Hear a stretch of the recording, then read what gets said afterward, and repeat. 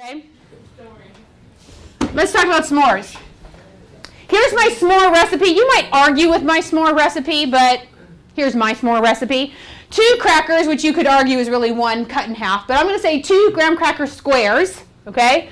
A half of a chocolate bar, which you may like more or less, but that's okay. A half of a chocolate bar, and 1 marshmallow. So like we did with our cake equation, let's write a s'more equation, okay? My product is 1 s'more, and my reactants are 2 graham crackers, a half of a chocolate bar, and 1 marshmallow.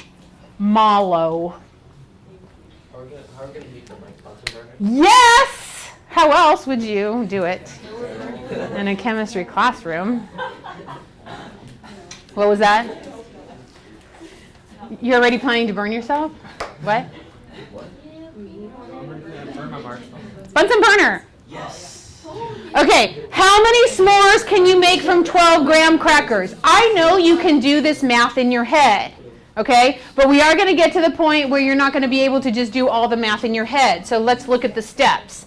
12 graham crackers is my starting ingredient. I want to know how many s'mores can I make. In order to calculate that, what are you doing? What are you using? A conversion factor. Makes my heart so happy when we use the right terminology and everything. A conversion factor. Where does our conversion factor come from? The coefficients, the ratio, the recipe. So what do we know about graham crackers to s'mores? 2 graham crackers per s'more. And then from 12 graham crackers, then this tells me I can make 6 s'mores. All right.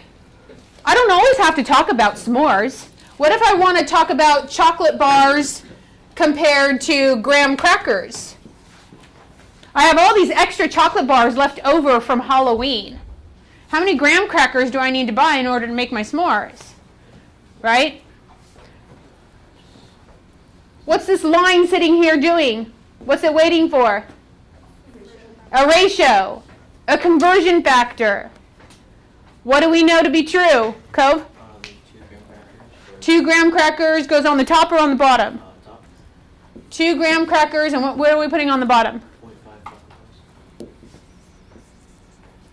How are you going to get from chocolate to graham crackers if you don't know your recipe? The answer is you're not. Okay? You have to know the ratio, you have to know the relationship, you have to know the recipe. Okay? And the answer is 28. Okay. I got more s'mores calculation. What if I only had 1 cracker? Sad day. No s'mores for you. You can't do anything. True? With 1 graham cracker, what are you going to do? Make a half a s'more. I like that attitude. You're going to make a half a s'more, right? This is, and anybody who's a cookie maker knows you're all excited to go make cookies, and then you go to the fridge and you're just like, oh my gosh, there's only 1 egg, or there's only 1 stick of butter. So you just give up and throw your hands up and can't do anything? In my house, we just make a half a batch, right? We just make a half a batch. All right. Don't answer this one out loud until we've had time to process through, okay? Raise your hand when you want to share the answer. What if I have 22 marshmallows and 5 chocolate bars? How many s'mores can I really make? Think about that. If you need to stop for a second, do a little bit of math. 10. Thanks for raising your hand, Seth. 10. Seth, why would you say 10? Because 5 chocolate bars is like a limiting factor, and you like 1/2 for every s'more.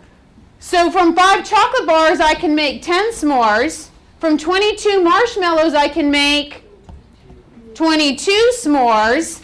But only one of those is reality, right? So you have 22 and you have 10, but only one is the real right answer, right? And like Seth said, limiting what? Factor. Your limiting factor, limiting reactant. One of these is going to determine how much you can make. So what gets used up? chocolate, and I'm going to have some, what left over? Marshmallows left over. All right, so let's make a shopping list if I need to buy s'mores for the class. How many marshmallows do I need for this class? A lot. You're only going to get one each. Sorry. There's 27 of you. 27 marshmallows. Too bad I can't buy them by the piece, right? I got to buy a bag. 27 marshmallows. How many graham crackers? 54. How many chocolate bars? 14. Are you sure about 14? Yeah, can I buy 0.5? No. They're not going to let me buy a 0.5. So unless somebody's going to not just get chocolate, I better buy 14 and have a little extra chocolate.